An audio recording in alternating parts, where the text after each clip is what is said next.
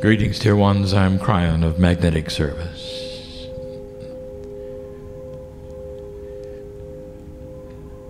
There should be no reason for any anxiety that my partner would feel in a channel such as this. In the hundreds of times he has sat in a chair,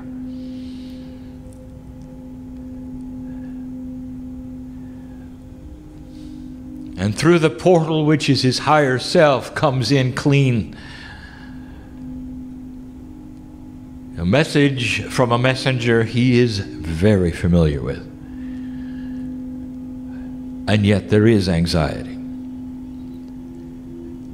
And there always is when he is in the shadow of the mountain of Lemuria.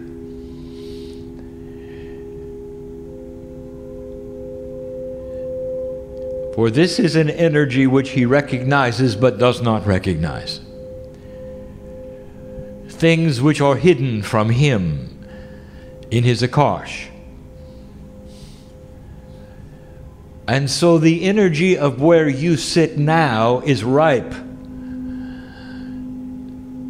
for information that I wish to bring and that he is wary of only because he's home.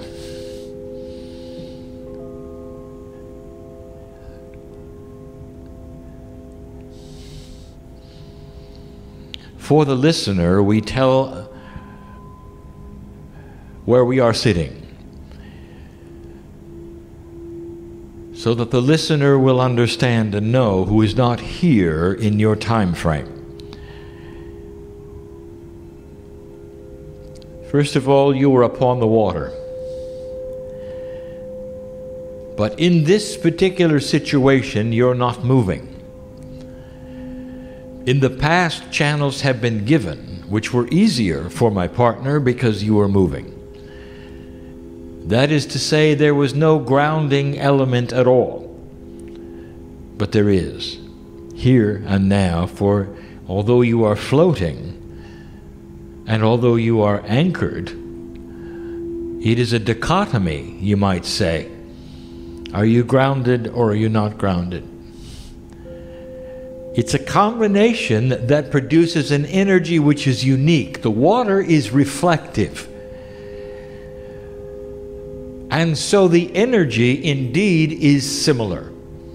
Reflective of the past, reflective of history, reflective of you and your part that you might have played in this place. You literally sit in the shadow of the mountains of Lemuria. And if I could take you back, there would be no harbor here. And as we have said before, the peaks of these mountains were far, far higher than they are now.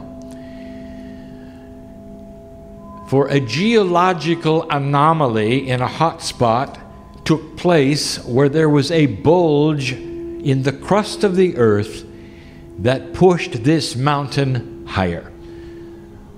Not quite all the way out of the water, but enough so that the peaks that you would call the Hawaiian Islands were always covered with snow and ice, and there were glaciers that formed. And yet the peaks were where the work was done that was sacred.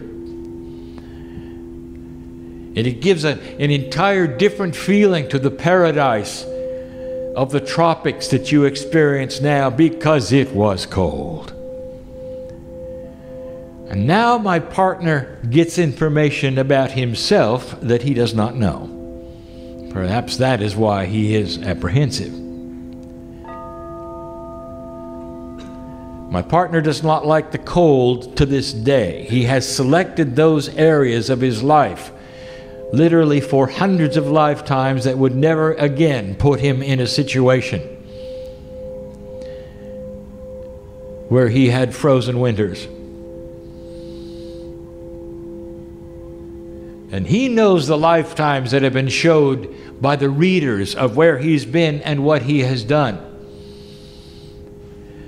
Even to the next lifetime of where he's going, and none of them have winters because of what happened here. For my partner, the one who sits in the chair, the human being, who is the Lemurian who you are looking at and knows he is, was a messenger. And the job of the messenger in Lemuria was to run up and down these hills, from those areas which were not cold to the areas which were, carrying the messages of those who needed to communicate, for there was no other way. And so he was constantly cold. There are places that he has not visited on this island for that very reason. And he will not trod for that very reason. The pathways bring up too much of a memory for him of being uncomfortable. And it carries through his Akash from the time he was Lemurian to this day. Now that explains some things to him personally, not to you. These are the times in this energy which I wish to reveal things about the earth, about Lemuria, about how things transpired. And each year that goes by seems to clear the communication, allowing for something to be given that is more succinct for you. So you will have a better understanding of the plan that took place on this planet and when it occurred. A plan that actually then graduated and started something in this very place that was different from any other place on the planet. The plan may have been planetary wide, but here it was sequestered and grew at a rate and created a civilization, literally, that could not occur any other place because of the sequestering of this mountain. The humans here couldn't get off it. And so literally thousands of years occurred when this particular mountain was pushed up out of the water and a civilization lived upon it that helped create what we will call the soul seeds of the cave of creation. There are a lot of Lemurians awakening as old souls on this planet who had a turn taken on this mountain. And the ones that sit in the chairs today are among them, all.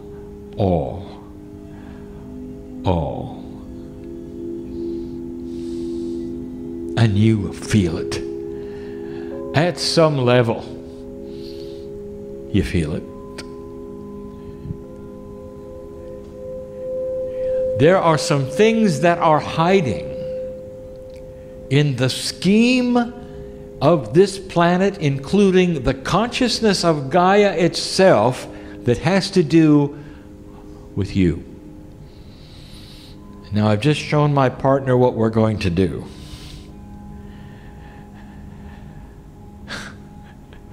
And now he's even more anxious. But when we get into the history and the dates and the concepts that he has not seen before, he gets nervous. He wants it to be correct, accurate, true. And so I say to him, just stay clear. The words will come out perfectly. They will come out logically. For this is the promise, and always has been, that the synthesis of a multidimensional being called Cryon will meld in a confluence of energy that creates a three-dimensional structured conversation. And that is his gift. And so I wish to again give you the time frame of the seeding of this planet of those that you would call the Pleiadians. It has been confusing in the past, but not only do I give you the time frame that is unscrambling a puzzle from previous channels, I'm going to give you a fact that we have never spoken of, that starts to explain something on the planet, a question that never was asked. It's one of my specialties, bringing up things no one thought of.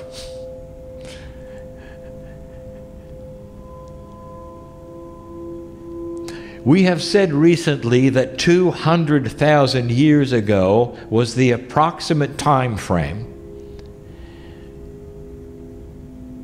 of the seeding of the planet Earth with enlightenment. But a few years ago, we also told you that Lemuria was only 50,000 years old and that the seeds were here. We've also given you information about what happened 100,000 years ago. Actually, it was more like 90,000. These things would seem contradictory to each other if you felt that the descriptions were the same attribute, and they're not. So we start slowly, and we do it this way. When the Pleiadians first came, humanity was a group. Like all the other evolution on the planet, the mammal called human being had many variety. Up to 26 kinds, reduced to 17 before we got here. And that was the puzzle. For in the seeding of the planet 200,000 years ago, with the DNA that was different, things had to change. Because you had to end up with one kind of human being, the kind you have today. That kind has no variety like the other mammals. So you are unique in an evolutionary way to everything you see around you. So it was the creation of a 23 chromosomed human. When all around you you see the 24, you have 23. So the fusing of portions of your DNA was the element of the Pleiadian who came in and gave you portions of their DNA. And in the process, many things happened simultaneously. When a farmer looks at his field and decides to grow corn, he surveys it in a different way than those who would have the attribute of eating corn. For the eater of corn would say, when did the corn exist? The eater of the corn would then be told it exists when the stalks were high and it was then culled, picked, cooked, and given to them. And that would be the beginning of corn. But the farmer, he looks at it differently.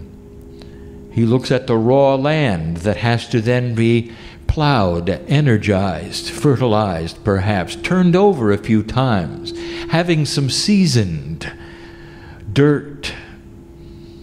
Perhaps he would plant it, and then he would take the seedlings as they came up and turn them into the ground again. You know the story. So the farmer would have an entirely different idea of when the corn began than the eater. And so there you have two messages, don't you? When did corn begin? One would give you one date, one another. And you would say, well, that doesn't make sense. Which is which? It depends upon who's asking. The consumer of the corn or the grower of the corn? And then there's a third one. What about the conceiver of the corn? I give you this as an example of why the dates are different. So I'm going to give you all of them, and I'm going to tell you what happened, and I'm going to be succinct. And I'm not going to draw it out. 200,000 years ago is when it literally began. The concept of the seeding of planet Earth was given at that point, and the fields, metaphorically, started to be plowed. There was an issue, and we're going to call it the way species work with Gaia. This is something that has happened simultaneously with the grid creation of Gaia. For now we give you something that no one has thought about. When we speak of the grids of the planet, you make an assumption that everything we tell you has always existed on the planet. For the planet being so old, you would say, well, the grids always were there. And I'm here to tell you that only one was always there. And that's the magnetic grid. But it was void. That is to say, it only had that which was created from the core's movement. Today, when we talk about the grids of the planet, we tell you about the consciousness of humanity that is imbued upon the magnetics. We tell you about the crystalline. We tell you about the grid of the Gaia consciousness, which is a consciousness that reacts to human compassion. Now here is the puzzle. If you don't have divine human consciousness, what about the grids?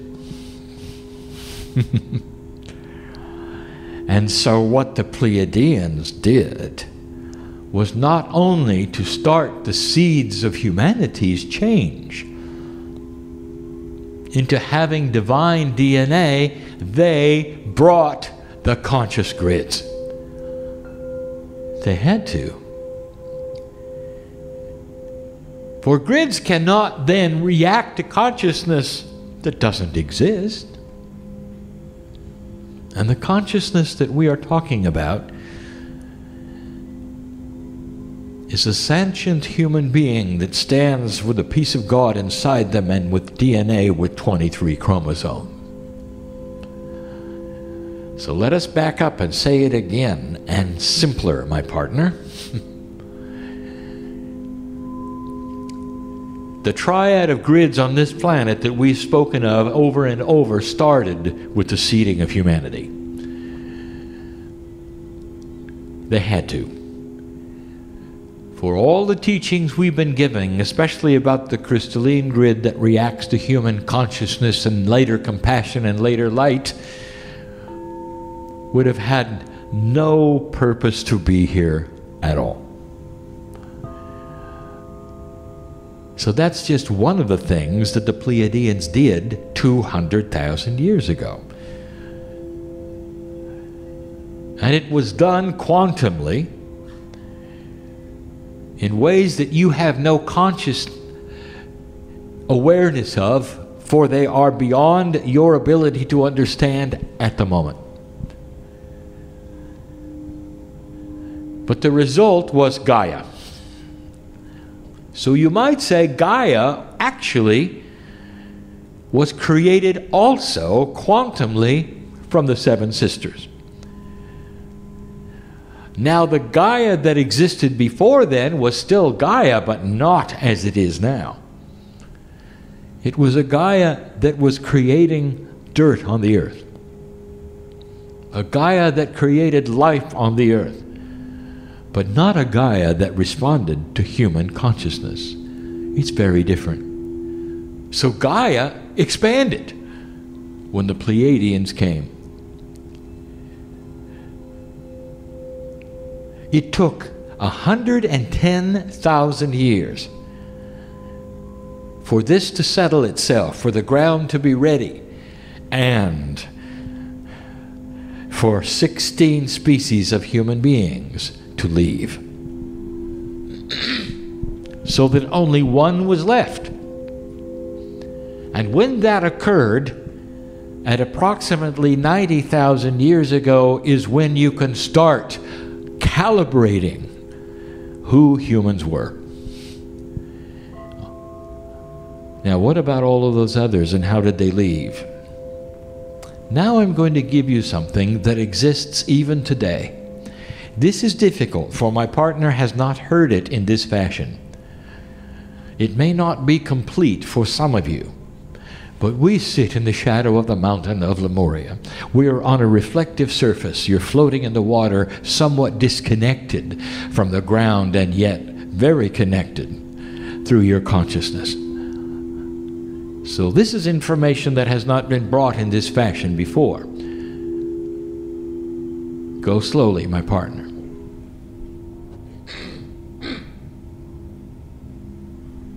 The variety of species comes and goes accordingly as they are needed for the energy they create on the planet. And so it is one of the tasks of Gaia to create and eliminate species. When they are no longer needed for the purpose of Gaia, its development in whatever attribute, they cease to exist and they die out. If new life is necessary, if new concepts of life are necessary, Gaia is cooperative and they are created. The actual creation of species is something that environmentalists have not yet seen. That is to say, the mechanics of how it works. And it will surprise them.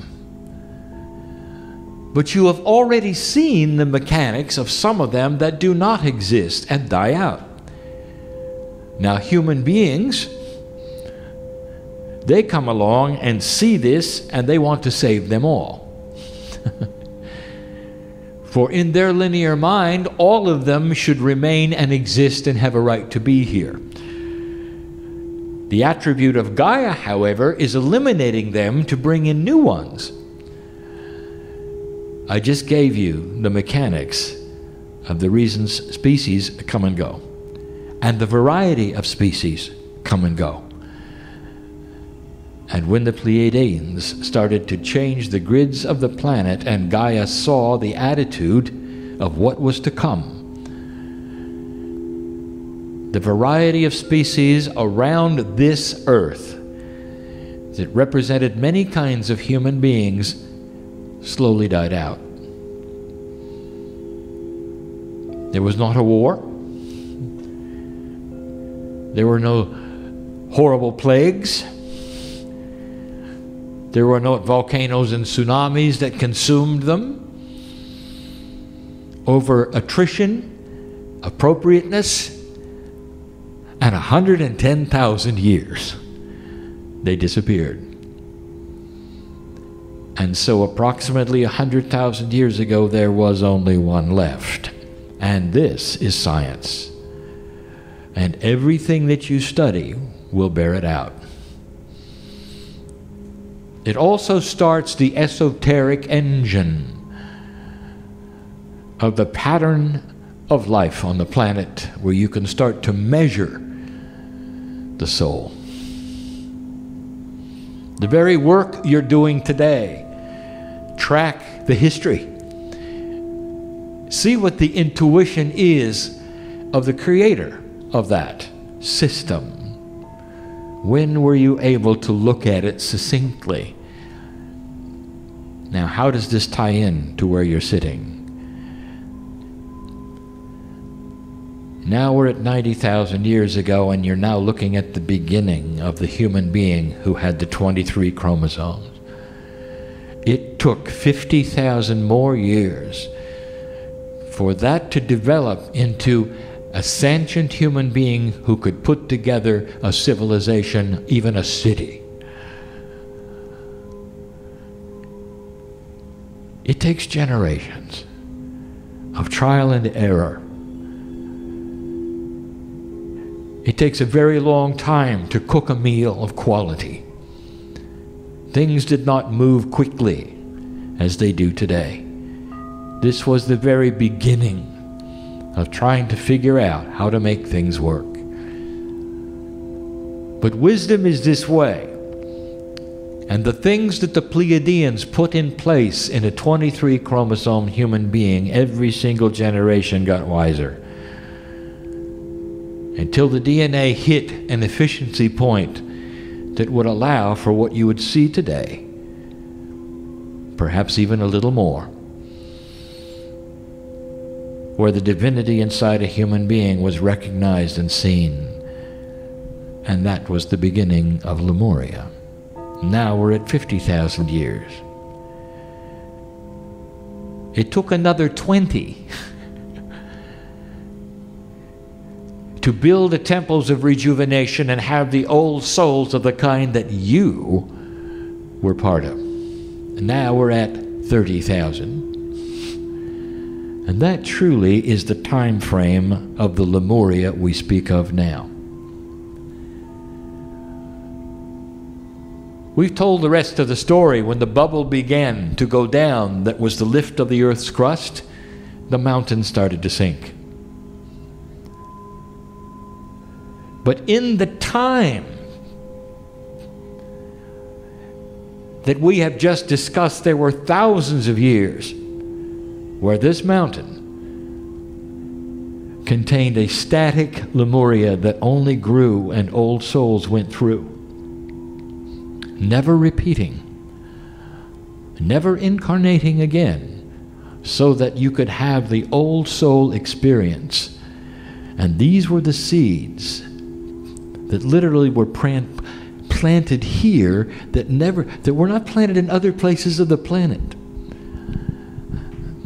And I want you to say that again, my partner, and I want you to make it better.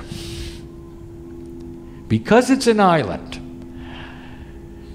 and because of those thousands of years that could exist as an island, Lemuria was like a pressure cooker. And it never changed. And that which was learned here was specifically different from the other places of the planet. For humans could go and do whatever they would want, and they could. All they had to do was pick up and leave, and they couldn't do it here.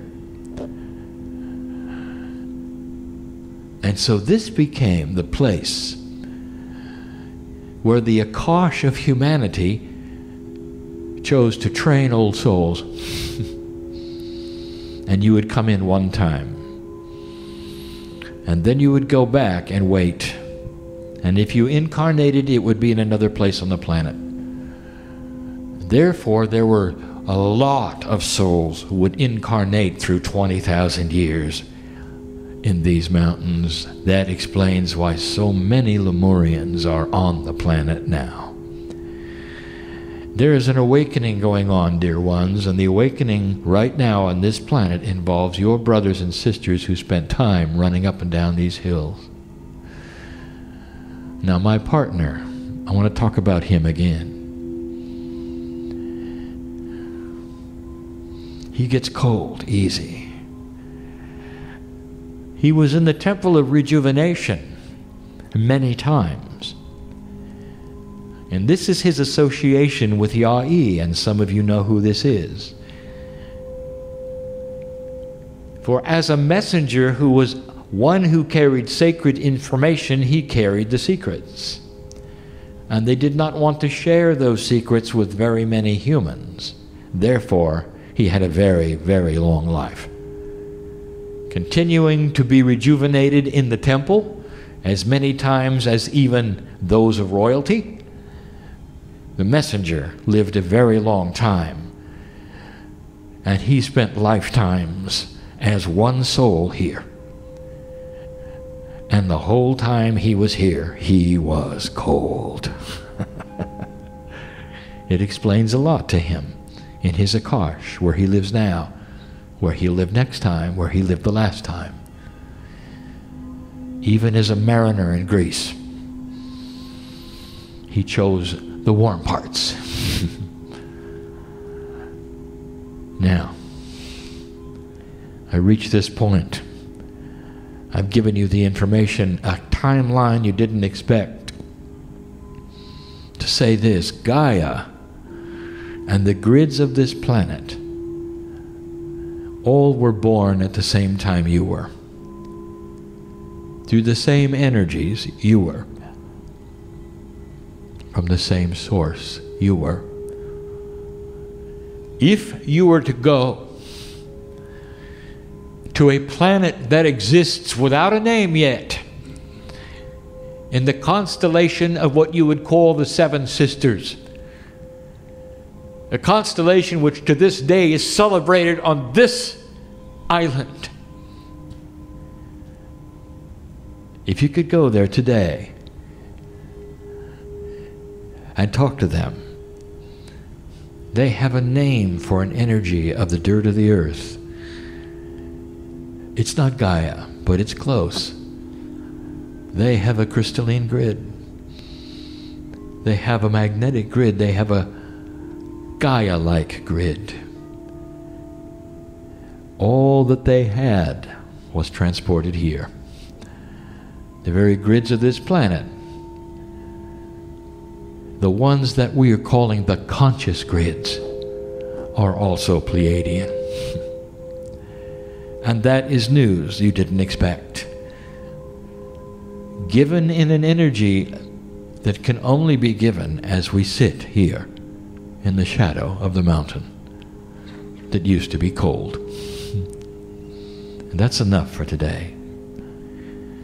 But it's your history, Lemurian. It's your history. So here's the invitation for those who sit in front of me. You're going to set foot in the dirt of some of these islands, which is really one mountain. And when you do, you have the privilege of it being warm. So you can look around and feel it.